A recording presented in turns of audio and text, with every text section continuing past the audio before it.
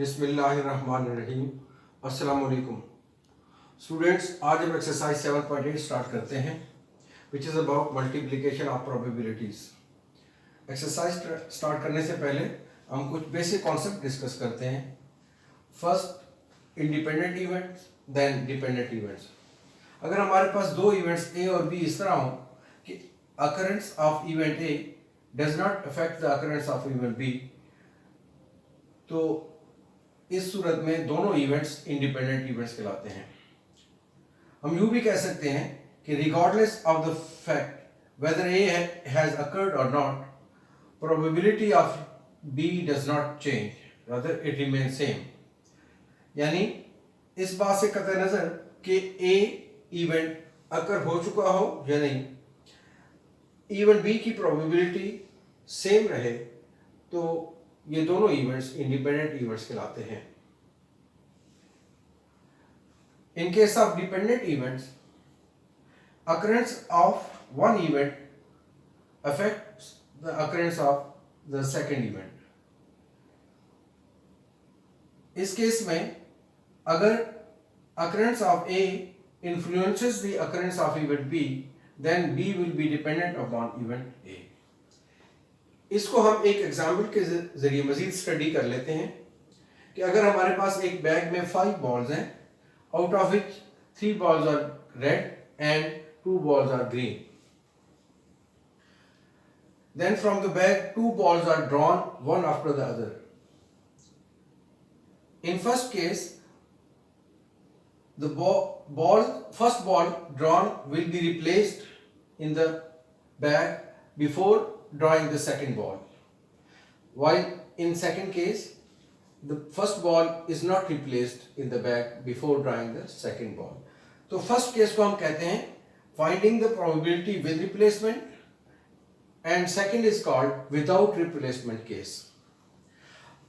अगर हम event A consider करते हैं that first ball is red, और event B भी हमारे पास ये है कि second ball is also red, यानी अगर हम बैग में से 2 बॉल्स इस तरह ड्रॉ करें कि फर्स्ट बॉल भी रेड हो और सेकंड बॉल भी रेड हो, तो हम इस चीज को हमने 2 सेपरेट इवेंट से हमने इसको कंसिडर कर लिया है। तो let A be the event that first ball is red and B is the event that second ball is also red, then probability of A will be equal to 3/5 if we discuss the probability with replacement. Probability of A will be equal to 3/5 and probability of B will also be equal to 3/5, क्योंकि इस case में जब हमने first ball draw की तो second ball draw करने से पहले हम वो फर्स्ट बॉल दोबारा बैग में शामिल कर चुके होंगे। तो इस तरह रेड बॉल्स की तादाद भी सेम रहेगी और टोटल नंबर ऑफ बॉल्स भी सेम रहेगी। तो इस तरह second ball should be red, इस चीज की प्रोबेबिलिटी भी हमारे पास 3/5 रहेगी। तो इस तरह occurrence of A has not affected the occurrence of B. Mean अगर ए ऑलरेडी अगर हो चुका हो, यानी ऑलरेडी हमारे पास रेड बॉल आ चुकी हो, तो सेकंड बॉल भी रेड हो तो उसकी प्रोबेबिलिटी भी वही रही है, वो चेंज नहीं हुई। लेकिन अगर हमारे पास विदाउट रिप्लेसमेंट केस हो तो फर्स्ट बॉल रेड होने की प्रोबेबिलिटी हमारे पास 3/5 होगी।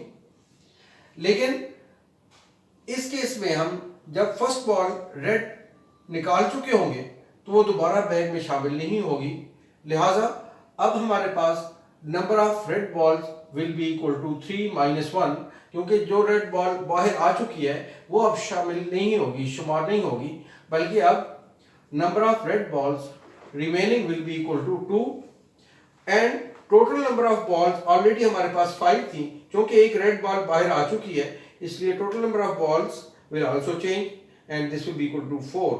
तो probability of B will be equal to 2/4. B means second ball should be red is equal to 2/4. तो हम देखते हैं कि probability of B has changed after we have drawn the first ball as red ball.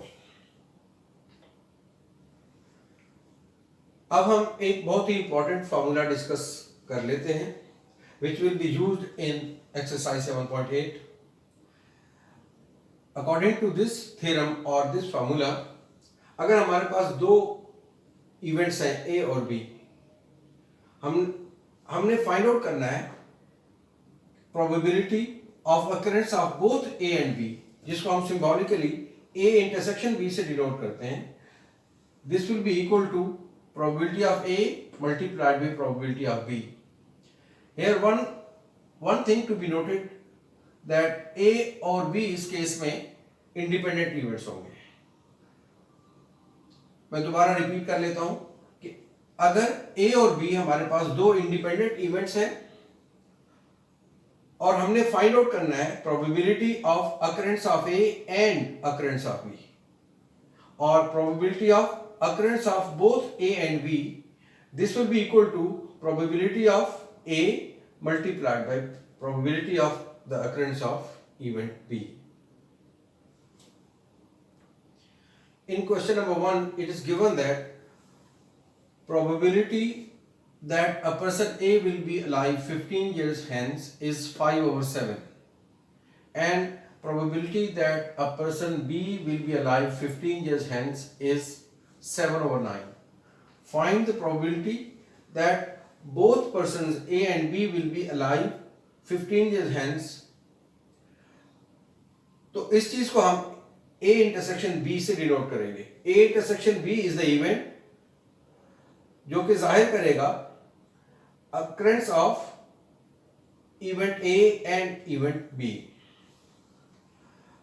इसमें first case में हमें बताया गया है कि इस बात की प्रोबेबिलिटी या इस बात का क्या चांस होगा कि एक पर्सन ए है वो 8 से 15 साल बाद तक जिंदा रहेगा, वो प्रोबेबिलिटी हमारे पास 5/7 है.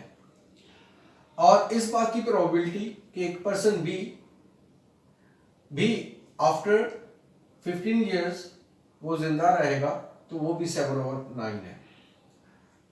हमने फाइंड आउट करना है probability of A intersection B, mean इस बात की क्या प्रोबेबिलिटी होगी कि दोनों पर्सन ए और बी आज से 15 साल बाद तक जिंदा रहेंगे. तो according to formula of multiplication of probabilities, probability of A intersection B will be equal to probability of A multiplied by probability of B, because in this case both the events A and B are independent. ये हमारे पास 5/7 है और probability of B है 7/9 and after simplification we will get 5/9. In question number 2, it is given that a die is rolled twice and event E1 is the appearance of even number of dots. Event E2 is the appearance of more than 4 dots. Then we have to prove that probability of E1 intersection E2 is equal to probability of E1 multiplied by probability of E2. हम जानते हैं कि जब एक die को 2 दफा role किया जाए उसमें total number of possible outcomes equal to 36 होता है.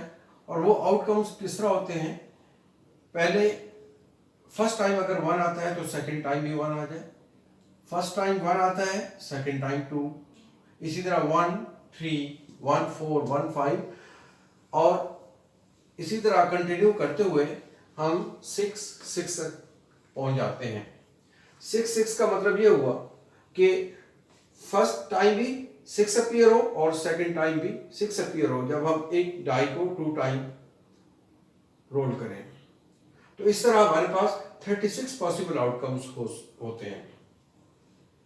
अब इस क्वेश्चन में इवेंट E1 गिवन है कि दोनों दफा हमारे पास even number of dots appear हो.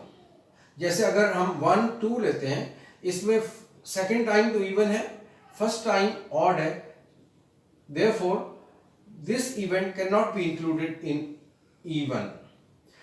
इवेंट E1 में वो आउटकम्स इंक्लूडेड होंगे जिनमें दोनों दफा even number of dots appear हों, जैसे 2 2 2 4 2 6 4 2 4 4 4 6 6 2 6 4 6 6. So these are all possible outcomes which will be favorable to event E1, or number of outcomes favorable to E1 will be equal to 9. और event E2 इस question में given है कि दोनों दफा हमारे पास मोर देन 4 डॉट्स अपीयर हों, जैसे 5 5 5 6 6 5 6 6, और इस इवेंट के फेवर में 4 आउटकम्स आते हैं। अब इन दोनों में इंटरसेक्शन निकालते हैं, तो इंटरसेक्शन वो पॉसिबल आउटकम्स होंगे जो दोनों इवेंट E1 और E2 में इंक्लूडेड होंगे। तो इस तरह का सिर्फ एक ही इवेंट है 6 6 which is included in both the event E1 E2, या दूसरे अल्फाज में ये 6 6 कॉमन आउटकम है। Therefore even E1 intersection E2 is equal to 6 6, और इस तरह number of outcomes favourable to E1 intersection E2 will be equal to 1। हमने प्रूफ ये करना है कि probability of E1 intersection E2 should be equal to probability of E1 multiply by probability of E2। Left hand side लेते हैं, probability of E1 intersection E2 according to formula of probability, number of outcomes favourable to E1 intersection E2 divide by total number of outcomes. अब favourable outcomes हमारे पास 1 है, 1/36। This will be the answer of left hand side. अब हम इसकी right hand side consider करेंगे। Right hand side के मुताबिक हमने फाइंड आउट करना है probability of E1 multiply by probability of E2, and this should also be equal to 1/36। तो इस तरह लेफ्ट हैंड साइड इक्वल हो जाएगी राइट हैंड साइड के। अब probability of E1 according to formula ये इक्वल होगा number of outcomes favourable to E1 divide by total number of outcomes, और इसी तरह probability of E2 इक्वल होगा number of outcomes favourable to E2 divide by total number of outcomes, और ये हमारे पास होगा 9/36 मल्टीप्लाई बाई 4/36। जब हम इसको सिंप्लीफाई करेंगे तो आंसर हमारे पास 1/36 आ जाएगा। इस तरह प्रूव हो जाएगा कि probability of E1 intersection E2 is equal to probability of E1 multiply by probability of E2। In question number 3 we have to find the probability of getting 2 heads in 2 successive tosses of a balanced coin। तो हम जानते हैं कि जब हम एक balance coin को toss करते हैं, 2 दफा जब टॉस किया जाता है तो हमारे पास सैंपल स्पेस कुछ यूं बनती है। ये फर्स्ट टॉस के आउटकम्स हैं और these are the outcomes of second toss. जब फर्स्ट टाइम हम टॉस करेंगे तो 2 आउटकम्स आर देयर, हेड आ सकता है या टेल आ सकता है। इसी तरह इन दोनों आउटकम्स के अगेंस्ट सेकंड टॉस की 2 पॉसिबिलिटीज होंगी। अगर फर्स्ट टाइम हेड आता है तो सेकंड टाइम हेड भी आ सकता है, टेल भी आ सकता है, और इन केस अगर फर्स्ट टाइम टेल अपीयर होता है तो अगेन सेकंड टॉस में 2 पॉसिबिलिटीज आर देयर कि हेड भी आ सकता है, टेल भी आ सकता है। तो पॉसिबल आउटकम्स हम देखते हैं कि ये हेड ये फर्स्ट पॉसिबिलिटी है, फिर हेड के अगेंस्ट हमारे पास टेल आ जाए तो हेड टेल आ जाता है, और अगर फर्स्ट टाइम टेल आता है तो सेकंड टाइम हेड, ये आउटकम्स होगा, और फर्स्ट टाइम अगर टेल आए सेकंड टाइम भी टेल आ जाए, तो इस तरह ये पॉसिबिलिटीज बन जाएंगी। तो सैंपल स्पेस हमारे पास कुछ यूं बनेगी और इसमें टोटल नंबर ऑफ आउटकम्स होंगे वो 4 होंगे। अब हमने फाइंड आउट करना है प्रोबेबिलिटी ऑफ गेटिंग 2 हेड्स। इसको हम एक इवेंट सपोज कर लेते हैं, let A be the event, let A be the event that we get 2 heads, then A will be equal to, अब इनमें से वो आउटकम्स हम A में शामिल कर लेंगे जिसमें 2 हेड्स आते हैं। तो इस तरह का सिर्फ एक ही आउटकम है हेड हेड। ये एलिमेंट होगा या आउटकम होगा जो कि ए में इंक्लूडेड होगा। अब हम देखते हैं कि ए में सिर्फ एक ही आउटकम है out of these 4. Number of outcomes favourable to A will be equal to 1. हमने फाइंड आउट करनी है probability of A according to formula of probability number of outcomes favourable to A divide by total number of outcomes. अब favourable outcomes है हमारे पास 1 और total number of outcomes 4 हैं, तो 1/4 will be the answer. In question number 4, it is given that 2 coins are tossed and we have to find the probability that head appears in the first toss and same number of faces appear in the second toss. इस question में हमें given है कि अगर 2 coins को toss किया जाए तो इस बात की क्या प्रोबेबिलिटी होगी कि फर्स्ट फेस में हमारे पास हेड अपीयर हो और सेकंड टॉस में same number of faces should appear. तो हम इन दोनों को 2 सेपरेट इवेंट कंसीडर कर लेते हैं. Let A be the event that head appears in the first toss.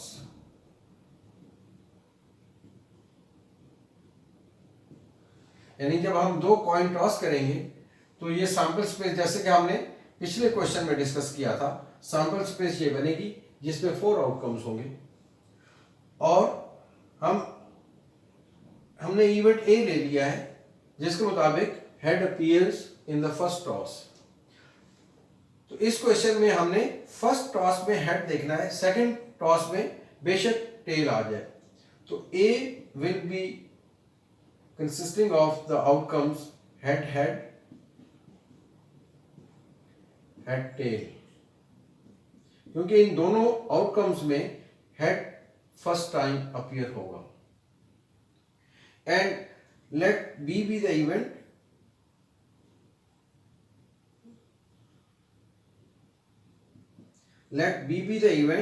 that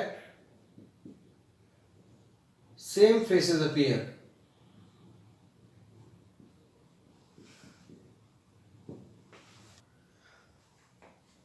Let B be the event that same faces appear.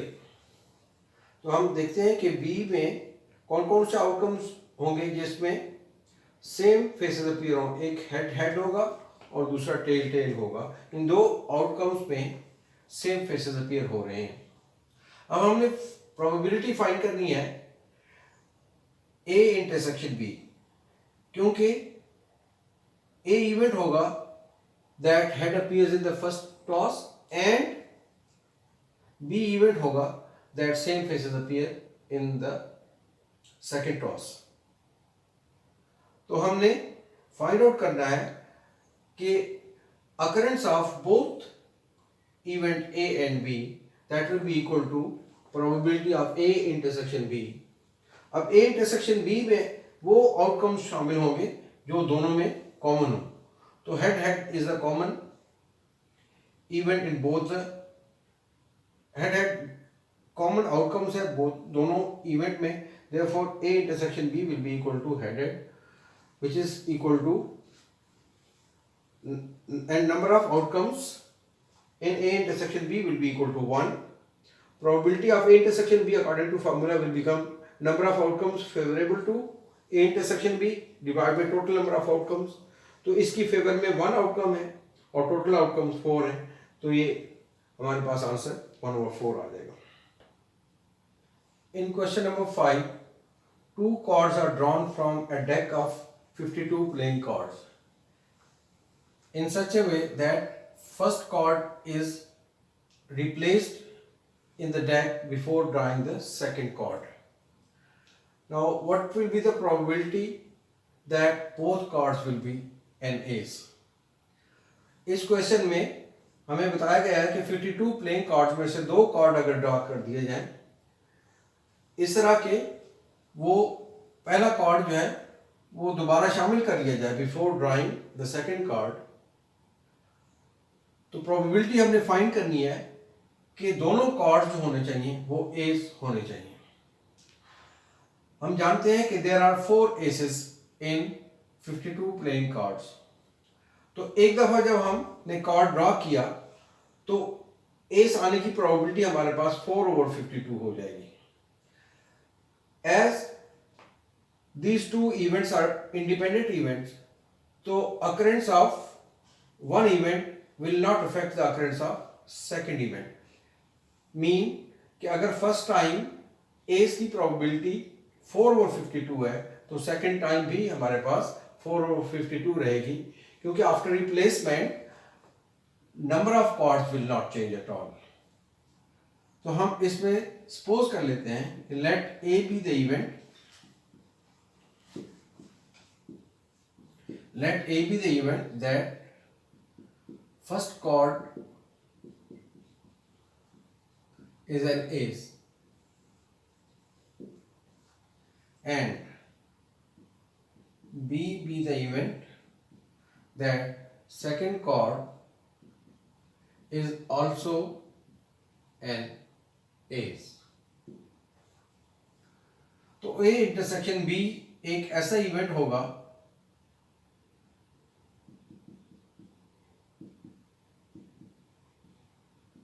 that both chords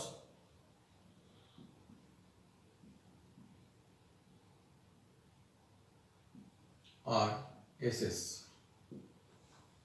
हमने probability of A intersection B find करनी है। हम देखते हैं according to formula of multiplication of probabilities, probability of A will be equal to probability of A, probability of A intersection B will be equal to probability of A multiplied by probability of B। अब इसमें probability of A will be equal to number of outcomes favorable to A divided by total number of outcomes multiplied by probability of B will be equal to number of outcomes favorable to B divided by total number of outcomes। अब A event है जिसके मुताबिक first card जो होना चाहिए वो ace होना चाहिए। As we know that there are 4 aces, तो number of outcomes favourable to A will be equal to 4 और टोटल नंबर ऑफ आउटकम्स हम जानते हैं कि वो 52 हैं, multiplied by number of outcomes favourable to B will also be equal to 4/52।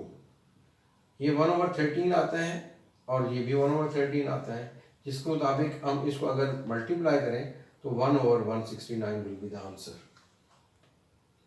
In question number 6, again it is given that two cards are drawn from a deck of 52 playing cards in such a way that first card is replaced before drawing the second card.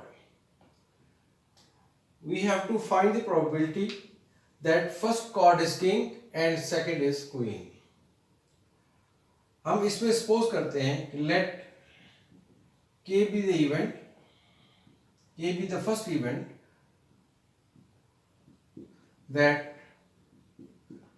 the first card is king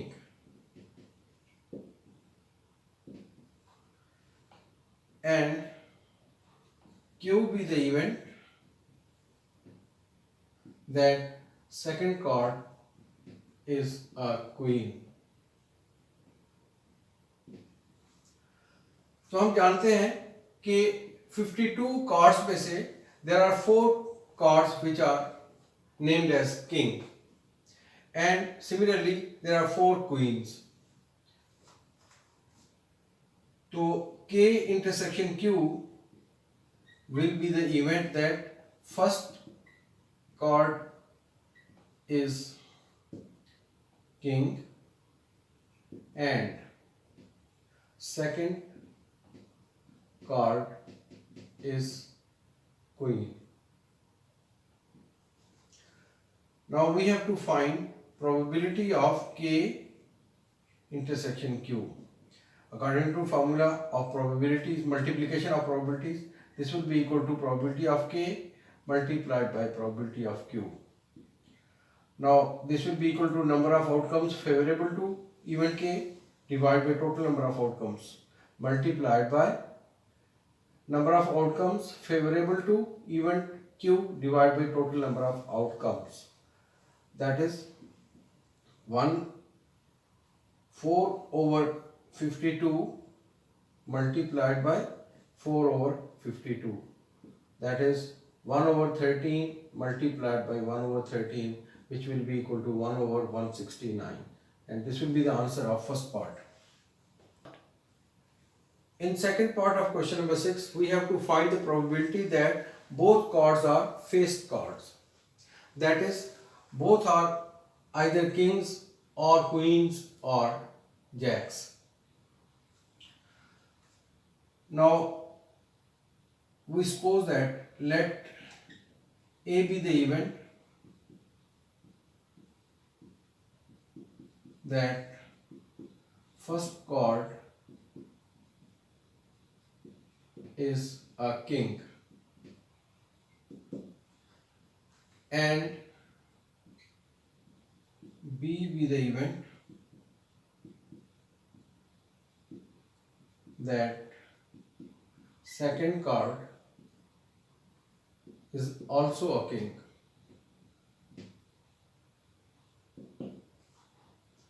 Then A intersection B will be the event that both cards are king.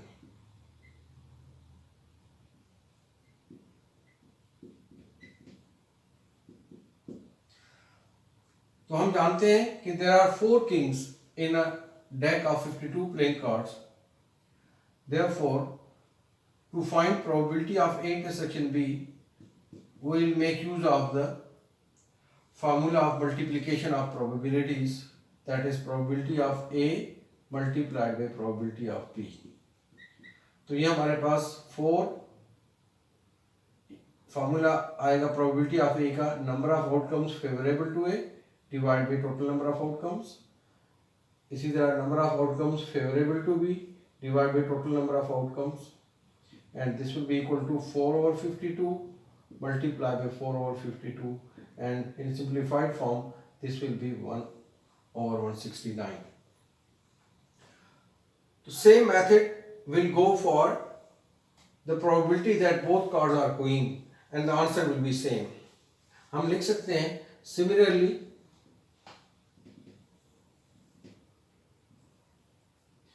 probability that both cards are queens will also be equal to 1/169, and probability that both cards are jacks, that will also be equal to 1/169. Now, these are three possibilities or 3 chances for the cards to be faced cards. Now, probability that both cards are faced cards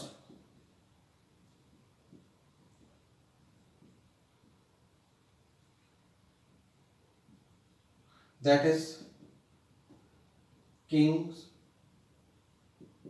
queen and jack,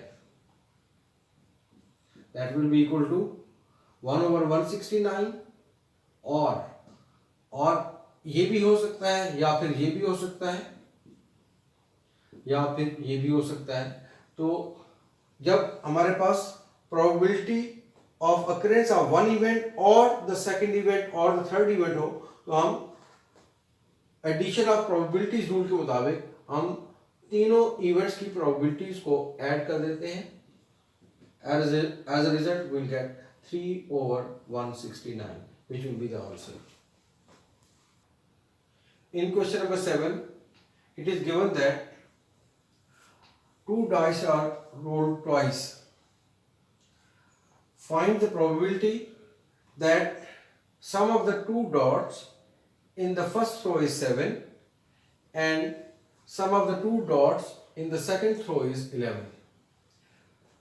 तो इस question में हमें दो die दिए गए हैं जिनको दो दफा रोल किया गया है।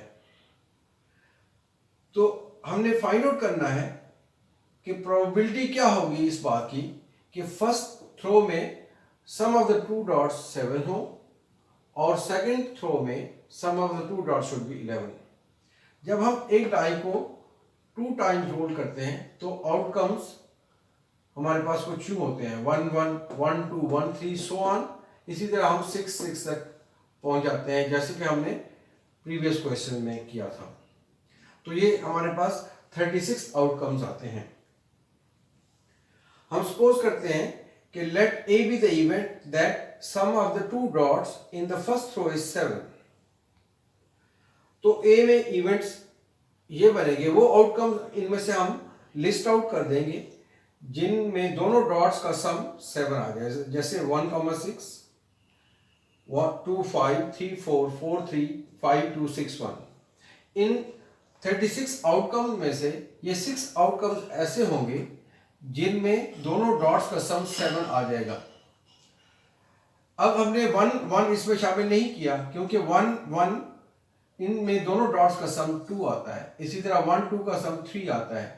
लिहाजा हमने इस इवेंट में उन आउटकम्स को काउंट किया, उन आउटकम्स को इंक्लूड किया जिनमें दोनों डॉट्स का सम 7 आ जाए। तो ऐसे 6 आउटकम्स हैं हमारे पास। तो number of outcomes favourable to event A will be 6। अब सेकंड थ्रो में sum of the two dots should be 11। तो 11 में 11 सम फाइंड आउट करने के 11 सम लाने के लिए हमारे पास आउटकम जो होंगे वो 5 6 और 6 5 होंगे। लिहाजा बी इवेंट जो है उसमें फेवरेबल आउटकम्स 2 होंगे। अब हमने probability of occurrence of both these events find करनी है। तो उसको हम ए इंटरसेक्शन बी फाइंड करेंगे। Probability of A intersection B, तो ए इंटरसेक्शन बी इवेंट होगा event that A occurs, A and B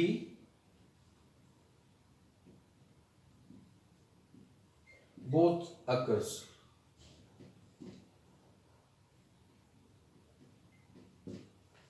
The probability of A intersection B will be equal to number of outcomes favorable to A intersection B, or we can use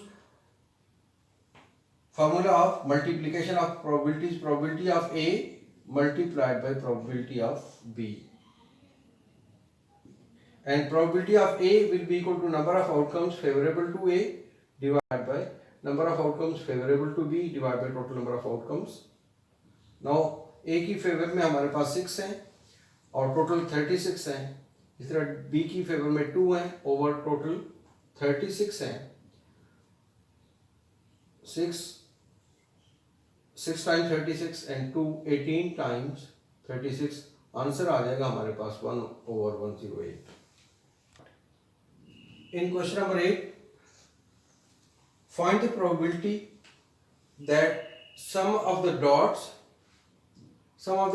in the two successive throws of 2 coins is every time 7। तो ये question भी question number 7 से resemble करता है। It is also similar to that question number 7। हम suppose करते हैं कि let A be the event that sum in the first throw, sum of the two dots in the first throw is 7, और हमने second time भी सम 7 हासिल करना है। तो हम B इवेंट सपोज करते हैं let B be the event that sum of the two dots in the second throw is again 7। तो A में जो आउटकम्स होंगे as discussed with the previous question वो यूं होंगे, इन आउटकम्स का सम, इन आउटकम्स में डॉट्स का सम 7 आता है और ये 6 आउटकम्स हैं। इसी तरह B में भी सेम आउटकम्स आएंगे, वो भी 6 होंगे। अब A इंटरसेक्शन B इवेंट होगा which will denote that sum of two dots in two successive throws is 7 every time. तो हम जानते हैं कि probability of A intersection B will be equal to probability of A multiplied by probability of B according to the formula of multiplication of probabilities. Probability of A होगा number of outcomes favorable to A divided by total number of outcomes and number of outcomes favorable to B divided by total number of outcomes. This will be equal to 4 over 52, sorry 6 over 36 multiplied by 6 over 36, and this will be equal to 1 over 36. After simplification, this will be the answer. Question number 9 and 10 आप खुद solve कर सकते हैं. तो इस तरह we have completed exercise 7.8. Click here to subscribe to my channel and click here to see full playlist of this chapter. Thank you. Allah Hafiz.